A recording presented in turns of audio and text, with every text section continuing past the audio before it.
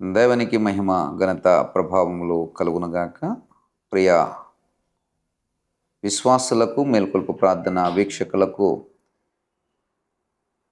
మేల్కొల్పు ప్రార్థన శుభములు తెలియజేస్తున్నా, గ్రీటింగ్స్ తెలియజేస్తున్నా, శుభాకాంక్షలు తెలియజేస్తున్నా. ద గ్రేటెస్ట్ డే దేవుడు నీకు ఇచ్చాడు, గొప్ప రోజున నీకు ఇచ్చాడు.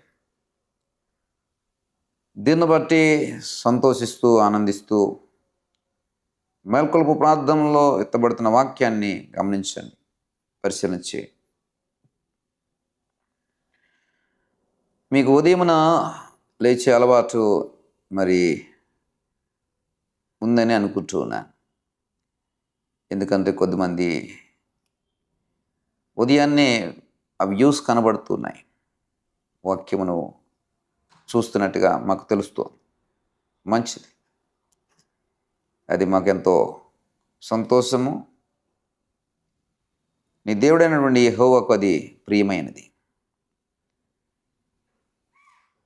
మరి లేచినటువంటి నీవు ఒకసారి గమనించు, ఈ రోజుకి నువ్వు ఆ క్షేమాన్ని కలిగి ఉన్నావా? ఈ రోజుకి నీవు పొందుకున్నటువంటి ఆ స్థితిగతులకు ఒకసారి పరిశీలన చేస్తే, ఆరోగ్యపరంగా అవ్వచ్చు, ఆర్థిక పరంగా అవ్వచ్చు, మరి అనుకూలతలు అవ్వచ్చు, మరి ఏదైనా అవ్వచ్చు, నీ యొక్క క్షేమం ఎలాగుందో ఒకసారి పరిశీలించి. ఉదయాన్నే మా వాళ్ళ హాస్పిటల్లో ఉన్నారు,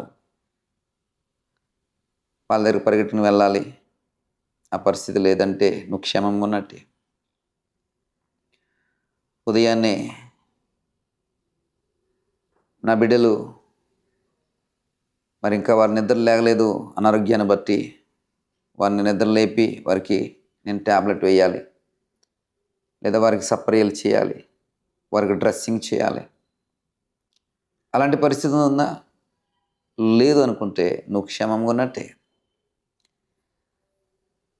అరే, నా ఇంటి వారు లేచే సమయానికి నేను వారికి చక్కటి అల్పాహారం తయారు చేయాలి. దానికి నేను ఏం చేయాలి? ఒక చక్కగా ఇడ్లీ తయారు చేయాలి. ఇడ్లీ పిండి ఉందా నీ ఇంట్లో? ఆ గిన్నె నిండా ఇడ్లీ పిండే పొంగు పొర్లుతుందా? పూరి పిండి ఉందా? ఉప్మా రవ్వ ఉందా? దానికి సంబంధించిన వెజిటబుల్స్ అన్నీ మీ ఇంట్లో ఉన్నాయా? ఉన్నాయి అంటే నువ్వు క్షేమముగా ఉన్నట్టు. నీ ఇంటికి రోజు రావాల్సిన పాల ప్యాకెట్ వస్తుందా? వాడు వేస్తున్నాడా? వాడు వేస్తున్నాడంటే నువ్వు క్షేమంగా ఉన్నట్టు. ఎందుకని? వాడికి నువ్వు చెల్లించవలసినటువంటి ఆ ప్యాకెట్ ధర చెల్లిస్తున్నావు కాబట్టి వాడు వేస్తున్నాడు. వాడికి చెల్లించగలిగావు అంటే అర్థం ఏంటంటే నువ్వు మరి ధనము కలిగి ఉన్నావని అర్థం, చెల్లించగలిగే స్తోమత కలిగి ఉన్నావని అర్థం. చెల్లించగలిగే స్తోమత ఎప్పుడు ఉంటుందంటే నువ్వు క్షేమం కలిగి ఉన్నప్పుడు. కాబట్టి నీ క్షేమాన్ని ఎవరెవరు చెప్తున్నారండి? నీ ఇంటిలో ఉండే ఉప్మా రవ్వ దగ్గర నుండి, నీ ఇంటికి వచ్చే పాల ప్యాకెట్, నీ ఇంటికి వచ్చే న్యూస్ పేపర్, నీ ఇంటికి వచ్చే మరి గ్యాస్ స్టవ్, ఇవన్నీ కూడా నువ్వు క్షేమంగా ఉన్నావని తెలియజేస్తున్నాయి. ఒకవేళ నువ్వు ఇంకా నేను క్షేమంగా లేను అనుకుంటే కనుక ఈరోజు నన్ను తెలుసుకో సహోదరి, ఈరోజు నన్ను తెలుసుకో ఓ సహోదరుడా. నువ్వు కిందకి వెళ్ళగానే నీ వెహికల్, నీ కారు, లేదా నీ టూ వీలరో, లేదా నీ సైకిల్ తొక్కడానికి నీ కాలు పనిచేస్తున్నాయా? నువ్వు క్షేమంగా ఉన్నావు. సహకరిస్తున్నాయా? క్షేమంగా ఉన్నావు. నీ వెహికల్లో ఇంధనం ఉందా? ఇంధనం అయిపోయిందా? అది నింపబడి ఉంది అంటే నువ్వు క్షేమముగా దాన్ని నింపగలిగే స్తోమత నీవు కలిగి ఉన్నావు కాబట్టి నువ్వు క్షేమంగా ఉన్నావు. అయిపోయింది, 6 లీటర్ పెట్రోల్ కొని 6 లీటర్ కిరోసిన్ కలుపుకొని నడిపేసుకునే పరిస్థితులు ఉన్నాయా అంటే నువ్వు క్షేమంగా లేవని అర్థం. అలాంటి పరిస్థితులు కాకుండా అంతా కూడా మరి నువ్వు రిజర్వ్ రాగానే మళ్ళీ పెట్రోల్ కొట్టించుకోగలుగుతున్నావు అంటే క్షేమంగా ఉన్నావు అని అర్థమే కదా. అంటే నీ కష్టార్జితం నీకు ఇవ్వబడుతుందని అర్థం కదా. నీ రాబడి నీ ద్వారా నీవు సమకూర్చుకోవాల్సినవన్నీ కూడా సమకూర్చుకుంటున్నావంటే నువ్వు క్షేమంగా ఉన్నావని కదా. కాబట్టి నువ్వు క్షేమముగా ఉన్నావనేది ఇవన్నీ చెప్తున్నాయి. యెహెజ్కేలు ప్రవక్త 19వ అధ్యాయం 10వ వచనంలో అంటాడు, నీకు క్షేమము కలిగి ఉండగా నీ తల్లి ఫలభరితమై తీగలతో నిండి ఉండి విస్తారమైన జలముల దగ్గర నాటబడిన ద్రాక్ష వలె ఉండను. నీవు క్షేమము కలిగి ఉండగా నీ తల్లి ఏమవుతుందంటే ఫలభరితమై ఉండి, నువ్వు క్షేమము ఉంటే నీ తల్లిదండ్రులు ఫలభరితంగా ఉంటారు. వారి యొక్క ఆరోగ్యము ఆహ్లాదంగా ఉంటుంది. వారు వేసుకునే వస్త్రములు మరి ప్రశస్త వస్త్రముల వల్ల ఇస్త్రీ మడత పోనటువంటి వస్త్రాలుగా ఉంటాయి. చల్లటి వస్త్రాలు ధరిస్తారు. వారికి కావలసిన వస్త్రాలు ధరిస్తారు. వారు కష్టపడ్డ కాలంలో ఇవి కొనుక్కోవాలని బహుశా అనుకుని ఉంటారు. కానీ వారి యొక్క రోజులలో అవి చేసుకుని ఉండలేకపోవచ్చు. ఎందుకంటే వారి యొక్క పేదరికం అడ్డు ఉండవచ్చు. ఇప్పుడు వారు నిన్ను బట్టి, నీవు కలిగి ఉన్నటువంటి క్షేమాన్ని బట్టి వారి యొక్క ఆశలను వారు తీర్చుకోగలుగుతున్నారా? మంచిటి వస్త్రాలు, మంచిటి భోజనం, మంచి మరి పానీయాలు తాగలుగుతున్నారా? అలా కుటుంబంతో కలిసి నీ కుటుంబీకులు, నీ పెద్దలు అలా బయటికి రాగలుగుతున్నారా? అంటే క్షేమంగా ఉన్నారని అర్థం. కాబట్టి నీ తల్లి ఫలభరితమవుతుంది ఇప్పుడు నువ్వు క్షేమంగా ఉన్నప్పుడు. తల్లి తృప్తి కలిగి ఉంటుంది, నా బిడ్డ క్షేమం కలిగి ఉన్నాడని. తల్లి ఆ భరోసాను కలిగి ఉంటుంది, నా బిడ్డ క్షేమం కలిగి ఉన్నాడని. ఆ తల్లి ఇరుగు పొరుగు వారికి చెప్తుంది, నా బిడ్డ క్షేమం. ఎంతటి క్షేమం! నీ క్షేమాన్ని బట్టి తల్లి ఎంతటి ఫలభరితమైన స్థితి కలిగి ఉంటుందో తెలుసా?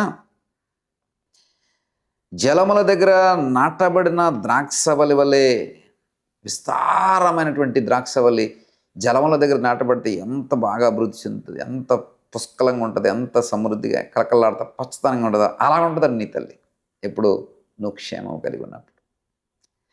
అలాంటి క్షేమమే క్షేమము.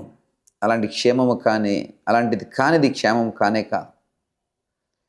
ఉదయం లేచి 100 రూపాయలకి 200 రూపాయలకి వాడిని అడగాల, వీడిని అడగాల అని ఆలోచన చేస్తున్నావంటే నువ్వు క్షేమం కలిగి ఉన్నట్టు కాదు. ఈరోజు నీ యొక్క బ్యాంకులకు ఈఎంఐ చెల్లించాలి, దానికోసం ఎవరిని అడగాలని చెప్పి వారిని అడుగుతున్నావా, వీరిని అడుగుతున్నావా, అయిన వారిని అందరిని అడుగుతున్నావా, తెలిసిన వారిని అందరిని అడుగుతున్నావా, నీకంటే చిన్నవారిని అడుగుతున్నావా, నీకంటే పెద్దవారిని అడుగుతున్నావా అంటే నువ్వు క్షేమం కలిగి ఉన్నట్టు కానే కాదు. ఇలాంటి పరిస్థితి నీ తల్లి చూసిందంటే, అరే నేను ఫలభరితమైనటువంటి స్థితిలో లేనే, ఇలాంటి కొడుకుని కన్నాను, ఇలాంటి కూతుని కన్నానని అనుకుంటుంది కదా. ప్రియ సహోదరుడా, నీ క్షేమాన్ని నువ్వు కలిగి ఉండాలి. అది నీ తల్లికి ఆనందం, నీ తండ్రికి సంతోషం, ఇంటి వారందరికీ కూడా అది భాగ్యం. ప్రియ సహోదరుడా, సహోదరి, ఇలాంటి అనుభవంలో నువ్వు రావాలి. క్షేమకరమైన అనుభవంలోనికి నువ్వు రావాలంటే ఈరోజు నుండి ఆలోచన చేయి. నీ క్షేమము నీ చేతిలో ఉంది, నీ క్షేమము నీ పనిలో ఉంది, నీ క్షేమము నీ కష్టంలో ఉంది, నీ క్షేమము నీ ఆలోచనలో ఉంది, నీ క్షేమము నువ్వు చేసే పని మీద ఉంది, నీ పనిలో నువ్వు చేసే పనిలో ఉంది, నీ క్షేమము నువ్వు మాట్లాడే మాట మీద ఉంది, నీ క్షేమము నువ్వు నడిచే నడక మీద ఉంది, నీ క్షేమము నువ్వు ప్రవర్తించే ప్రవర్తన మీద ఉంది, నీ క్షేమము నువ్వు కనపరిచేటువంటి తీరు తెన్నుల మీద ఆధారపడి ఉంటుంది. నీ క్షేమాన్ని నీ సేవకుడుగా నేను కోరుకుంటున్నానంటే నీ తల్లి ఇంకెంతగా కోరుకుంటుందా కదా. కాబట్టి నీ తల్లిని విస్తారమైనటువంటి జలముల దగ్గర నాటబడిన ద్రాక్షవల్లి వలె సంతోషింప చేయాలనుకుంటే, ఫలభరితమైనటువంటి తల్లిగా నీ తల్లిని నువ్వు చేయాలనుకుంటే, నీ క్షేమాన్ని నువ్వు ప్రకటన చేయి. దేవుడు నేను దీవించబోతున్నాడు, నీ పరిస్థితిని దేవుడు మార్చబోతున్నాడు. దయచేసి కళ్ళు మూసుకొని ప్రార్థన చేస్తా. దయగల తండ్రి, కృపగల దేవ, మాకు ఇచ్చినటువంటి ఉదయకాల ధ్యానమును బట్టి మీకు వందనాలు. మా క్షేమాన్ని మేము కలిగి ఉన్నాం. ఇదిగో ప్రభా, ఒకవేళ ఈ క్షేమంలో మేము లేకుంటే మా తల్లి ఫలభరితమైనటువంటి స్థితిని కలిగి ఉన్నట్టు కాదని యెహెజ్కేలు గ్రంథం ద్వారా మీరు మాతో మాట్లాడిన అద్భుతమైన మాట కొరకే స్తోత్రాలు. ఇదిగో నేను ప్రతి ఒక్కరిని కూడా, ఈ వాక్యం వింటున్న ప్రతి ఒక్కరిని కూడా క్షేమకరమైనటువంటి బిడ్డలుగా మార్చండి. క్షేమము కలిగిన కుటుంబాలుగా మార్చండి.